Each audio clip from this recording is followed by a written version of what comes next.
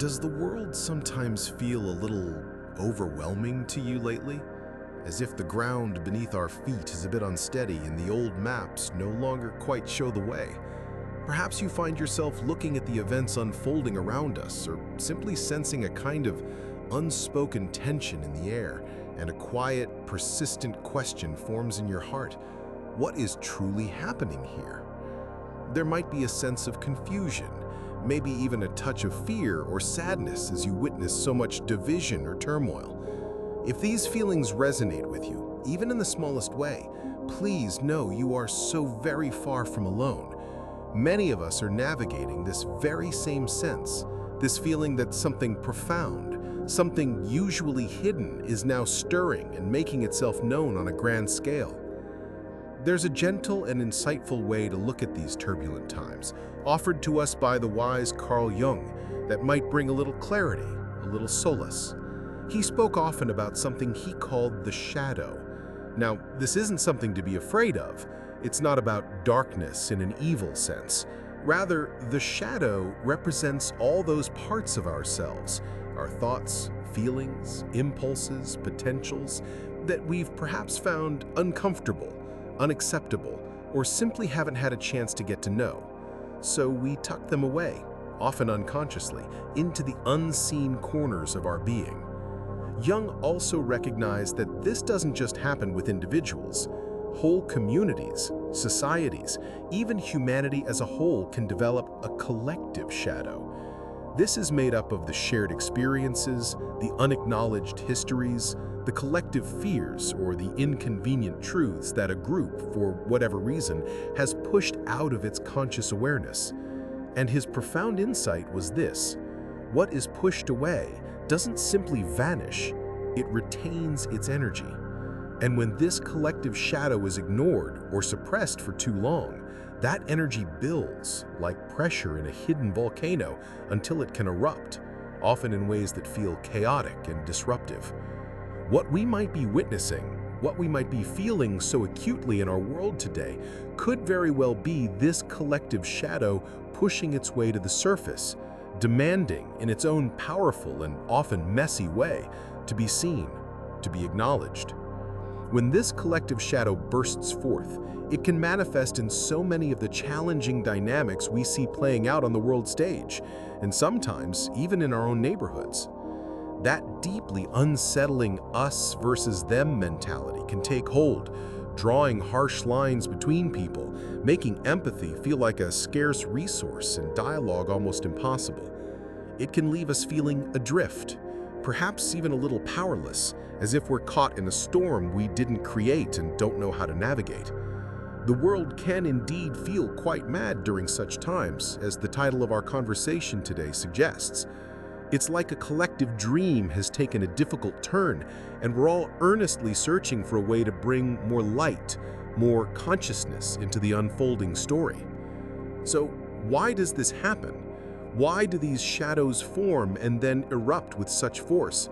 Well, much like individuals, societies often strive to see themselves and to be seen in a predominantly positive light. We build narratives about our shared identity, our values, our strengths, and this is natural. Yet any aspect of our collective experience or history that doesn't quite fit this idealized image, perhaps past injustices, unhealed traumas, shared anxieties, or uncomfortable truths about our collective behaviors, often gets relegated to this shadow realm. It's not necessarily a malicious process, but more a human tendency to want to identify with the good and the known, and to distance ourselves from what feels difficult or shameful. Jung understood that these disowned parts are still intrinsically part of the whole. They hold energy, they hold stories, they hold unlived life. When they are consistently denied a place in the conscious life of the collective, that energy doesn't just fade away. It can become distorted, intensified. It's like trying to ignore a growing wound. Pretending it's not there doesn't heal it. It often allows it to fester. And then when circumstances become strained, or when the collective psyche is under pressure, these suppressed energies can break through, often with a force that reflects the length and depth of their suppression. Carl Jung offered a profound piece of wisdom when he said, "Until you make the unconscious conscious, it will direct your life and you will call it fate." This isn't just a beautiful phrase, it holds a deep truth for our inner lives and for the life of the world. What I believe he's gently guiding us to understand here, especially when we feel the turbulence of our current times, is that if we, as a human family, don't find the courage and the compassion to collectively turn towards these uncomfortable, shadowy aspects of our shared existence, these hidden forces will continue to shape our world in ways that feel beyond our control. They will fuel conflicts, create divisions, and lead us down paths that perhaps none of us would consciously choose. It can feel like we are merely actors in a play whose script was written by an unseen hand, a destiny we seem powerless to change. But the moment we begin to bring awareness, even a small, flickering candle of awareness to these shadows, the dynamic begins to shift. The act of consciously looking, of trying to understand without immediate judgment, is an act of reclaiming our agency. It's the first step towards moving from being directed by unconscious forces to consciously co-creating a more hopeful future. This isn't about assigning blame for the shadows. They are a human inheritance. It's about fostering a collective willingness to see more fully, to understand more deeply. So, when the world feels vast and its challenges so immense, it's natural to wonder, what can one person possibly do? How can my small efforts make any difference at all? And here, my dear friend, lies the quiet, transformative beauty of this inner path that Jung illuminated so well. He consistently emphasized the profound, alchemical power of individual transformation. It might seem like your personal journey inward is just a single drop in an endless ocean, but please never underestimate its significance. When you, when I, when any one of us makes the choice to engage in our own inner work, we are doing something incredibly potent. When we dedicate time and gentle attention to understanding our own personal shadow, our unacknowledged fears, our hidden griefs, our conditioned judgments, our unexpressed anger, we begin, bit by bit, to withdraw our unconscious projections from the world around us. We stop adding quite so much personal fuel to the collective fires of reactivity and blame. By becoming more aware of our own inner landscape, we naturally become a little less likely to be swept away by collective emotional currents. We cultivate within ourselves qualities like discernment, compassion, resilience, and an inner spaciousness. These qualities are like balms for a troubled world. Imagine, if you will, each person tending to their own inner garden, nurturing seeds of peace, understanding, and wholeness there. Each carefully tended garden, no matter how small, contributes to a more conscious, more compassionate, and ultimately more healed world. It's not about one person single-handedly solving all the world's problems, but about each of us becoming a more whole, more conscious human being.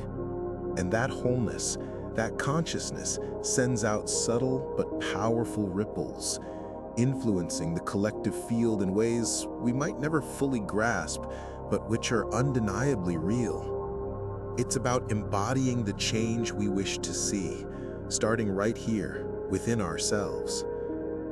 Living through these intense times, when the collective shadow seems so palpably present, can indeed be very challenging. It can stir up our own deepest anxieties and vulnerabilities. And it's so important to acknowledge that and be gentle with ourselves. Perhaps this visibility of the shadow is not merely a crisis, but also an invitation to deepen our own journey of self-discovery, to connect more authentically with our inner resources, and to find our own steady, compassionate center amidst the storm. The healing of our world, in so many quiet and profound ways, truly begins with the courage and the kindness we extend first to ourselves, and then from that grounded place to others. It's in finding that sacred inner space where we can meet our own shadows, not with fear or judgment, but with curiosity and a loving embrace. For it is often in these hidden places that our greatest strengths and deepest wisdom lie waiting. What helps you personally to find a little bit of grounding, a little island of peace, when the world outside feels particularly chaotic or unsettling?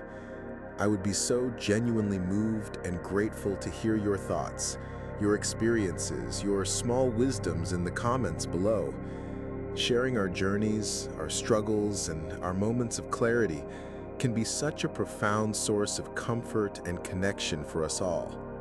Thank you, from the deepest part of my heart, for spending this precious time together today, for being open to these gentle explorations of our inner and outer worlds.